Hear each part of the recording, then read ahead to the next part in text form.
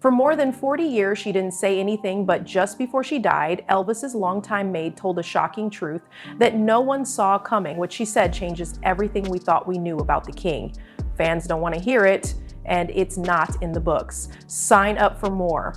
Before Graceland became a tourist attraction with velvet ropes and all, it was just a house. It was a lived-in, slightly messy home with music, late-night visitors, and quiet times in between. Nancy Rooks was a woman who almost no one noticed. Nancy wasn't a star. She didn't wear clothes that sparkled or walk on red carpets. Most Elvis fans didn't even know her name, but she was a constant presence in the king's life for 10 important years. She was his maid, his cook, and most importantly, the person he could trust to watch and listen to him when he wasn't around. She didn't get to Grace, and because of connections, she got a simple temp job through an agency by accident. She was filling in for someone who was sick. That's all it was supposed to be. But Elvis's dad, Vernon Presley, saw something in the way she worked, her calm energy and her quiet respectfulness. From that point on, he told her to stay. Nancy's life changed forever. She wasn't just someone who cleaned the floors. She became a part of the family.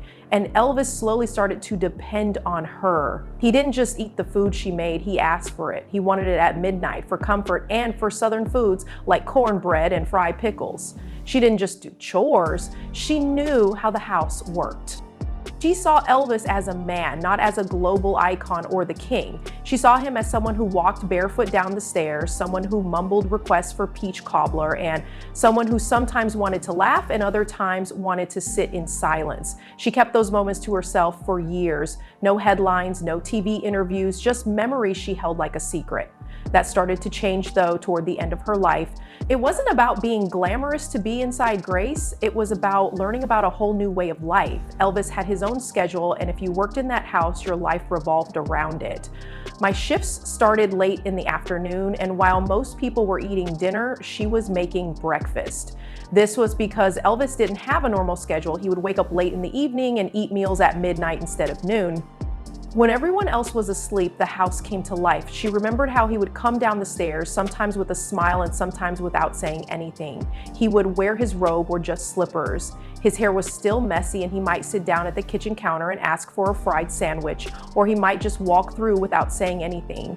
But in those moments, there was always something human about him. There were no performances, just quiet hymns sung late at night in the kitchen by Elvis, his grandmother, and Nancy. There were card games, conversations about random cravings, and short conversations that meant more than anyone knew at the time. She saw who came through the door, famous people, bodyguards, women, and friends from the neighborhood. But she also saw what happened when they left. The house got quiet. Elvis was often with other people, but then he would be alone. And Nancy noticed that he didn't always seem happy in those times. He never told her everything, but she didn't need him to. She could tell by how he paused before speaking. By the time he asked her to sit down while he talked about nothing and everything, Nancy wasn't just a maid. Over the years, as stories about Elvis spread through tabloids and documentaries, she became part of the house's heartbeat. Nancy stayed quiet. She didn't sell rumors, go on talk shows, or talk to fans in a rude way. She always kept the details to herself. She would say he was kind, generous, and funny. And she would leave it at that into the last chapters of her life when something changed in her, and what she had to say was not what anyone expected. Even though music still played in the halls and people still came and went, the summer of 1977 felt different. Something in the air had changed. Nancy could sense it. Elvis was still up late, still playing rat ball, and still asking for his favorite foods, but there were some small changes. He was moving more slowly and didn't laugh as easily. He would eat like normal sometimes, but other times he only wanted juice. His eyes would sparkle and then fade away like a light bulb that was flickering. He still had shows planned and said he wanted to get back on the road. Most people forgot that he wasn't shutting himself away. Everything looked normal, with suitcases packed and rehearsals planned on paper. But inside the house, there was a quiet tension. Nancy saw that he was spending more and more time by himself, especially in the bathroom upstairs, which was his space and his getaway. No one went in unless they had to. His sleep cycle, which was already out of whack, got even more out of whack. Nancy remembered making full meals at 2:00 a.m. and then having him ask for toast at 5:00 a.m. There was no pattern. Just a second. Then came the day before everything changed.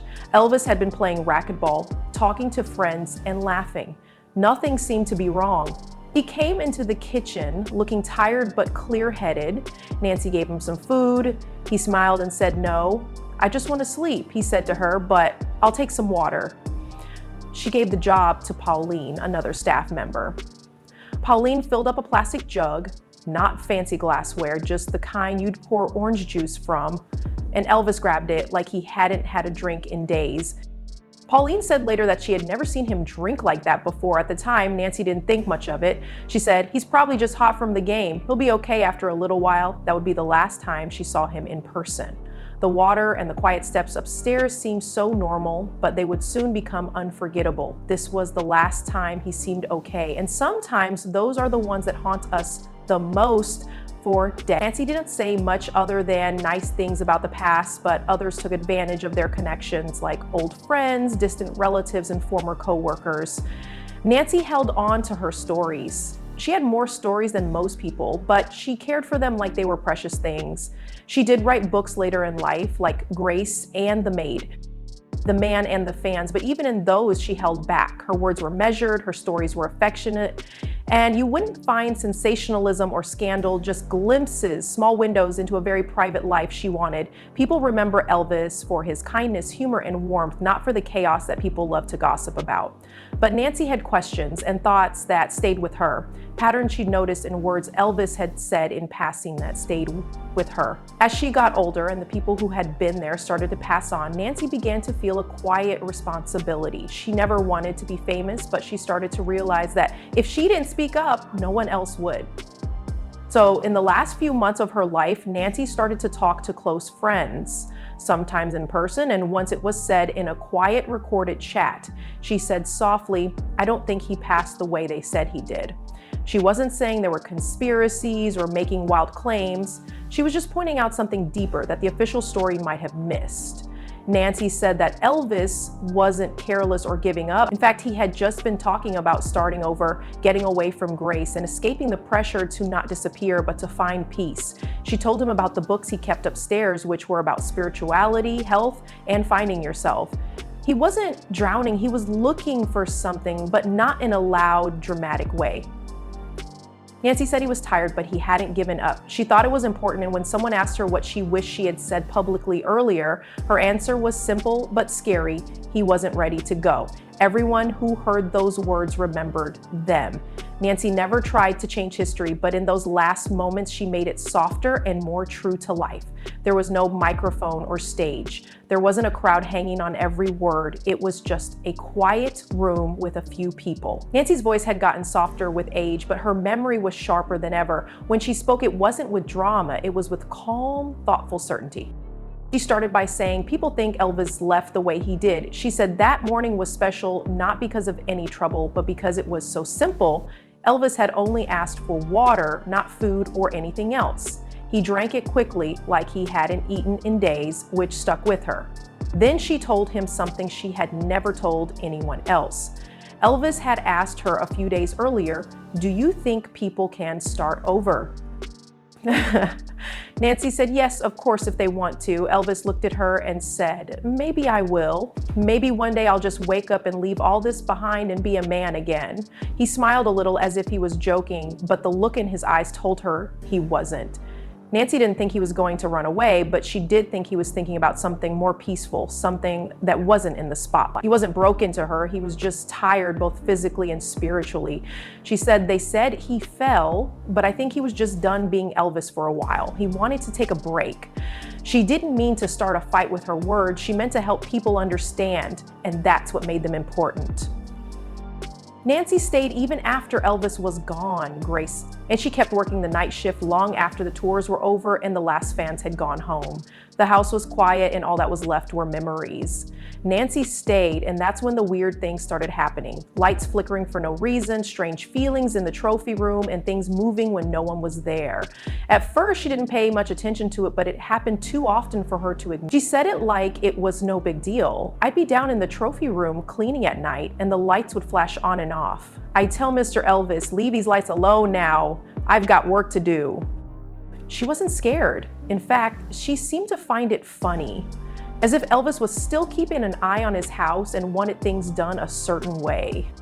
Other staff members had similar stories, but Nancy stood out not because of what she said, but because of how she said it. She used the same calm, matter-of-fact tone she used when talking about Elvis' favorite sandwich. She also remembered trying to sleep in the middle of the trophy room one night. She lay down on the platform where Elvis's clothes were on display. I was just trying to rest a little, she said, and someone shook my foot. She jumped up in surprise, but no one was there. She laughed and said, I know it was him. He told me to go back to work. It wasn't supernatural to Nancy. It was familiar. A man who loved his home and might still be checking in on the people he trusted most. She wasn't saying he never left. She was just saying that it didn't always feel like he was gone.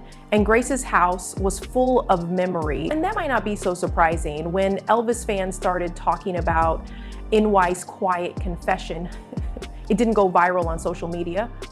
There weren't any headlines or breaking news. It began as a ripple, a soft whisper on forums, at fan club meetings, and in small parts of the Presley community. But it hit hard for those who were paying attention. Some fans were very moved. A longtime follower wrote in a group thread, Nancy's words changed everything for me. I used to think he gave up. Now I think he just got tired of being everything to everyone. People stopped talking about what happened and started wondering what could have happened. What if Elvis had really gotten that quiet life he talked about? What if he had gotten out? Some people didn't believe her though. Why now, they asked. Why didn't she say this a long time ago? But even those who didn't believe her had to agree that Nancy had nothing to gain. She wasn't selling a tell-all. She never wanted the spotlight, and she died not long after those words were shared among Elvis scholars and biographers. Her confession started a more thoughtful kind of conversation. For a long time, people thought that Elvis fell apart because of his fame, but the NY version said something different, that he still had hope even when he was at his most tired. Some smaller magazines published articles with titles like "The Housekeeper Who Knew the King Best" and "Was Elvis Planning a Quiet Comeback?" Most of the mainstream media didn't pay much attention to it, but for true fans who had followed every moment and memorized every lyric, it was a game changer because it wasn't a rumor, it came from someone who had lived it, even with everything. Nancy finally said that there are still many questions that need to be answered. She never gave a full account or dropped a bombshell. Instead, she left us with pieces that made us wonder, what if Elvis really did have a plan? What if he was getting ready for a new start? There were clues, the books upstairs, the quiet talks, and the comments about getting away from the noise. Was he just too tired to move on, or did someone stop him? Nancy never blamed anyone, she never accused anyone, but she made it clear that something was wrong. He was surrounded by so many people and so many needs, she said once. I think he just wanted to be still for a moment. When you think of Elvis as a man trying to breathe instead of a superstar, that statement means something different. Timing is also a question. Was it too late for Elvis to really think about change? Had the years of traveling and carrying other people's hopes and dreams already worn him down? Nancy didn't act like she knew everything, but she did give us a very important new point of view. It's not about changing what happened, it's about thinking about how we remember it again. Maybe the real story isn't about how Elvis's journey ended, but how close he came to starting a new one. Nancy didn't try to make Elvis look bad or make his story more interesting. Instead, she made it more real. She reminded us that behind the gold records and stage lights was a man who laughed in the kitchen, asked for a peach cobbler, and sang hymns when no one was around. Elvis wasn't someone who just faded away. Nancy said he had been trying to fight for a different life, not a louder or bigger one, but a quieter one. By sharing her truth, Nancy helped shift the focus from tragedy to understanding. She didn't change the facts, but she did change the tone, and maybe that's what he had needed all along, not to be admired, but to be understood. So what if Elvis had followed through? What if he had walked away from the spotlight and started over somewhere far from Grace? Would the world have accepted a version of him that didn't come with rhinestones or fanfare? Or was the crown always going to be too heavy to take off? Nancy's voice didn't give us a flawless answer, but it did give us something we rarely get when talking about legends: perspective from someone who lived in the same house, saw the quiet moments, and never once tried to profit from them. And now we can ask ourselves a bigger question, not just what happened, but what could have happened. Do you think Elvis really wanted to start over, or was he just dreaming about it? Please tell us what you think in the comments. We'd love to hear what you think. If you want to hear more real stories from behind the scenes told by the people who were there, don't forget to like, subscribe, and hit the bell so you never miss an episode. There is more to Elvis's story than what has been written. Sometimes the quietest voices have the biggest impact.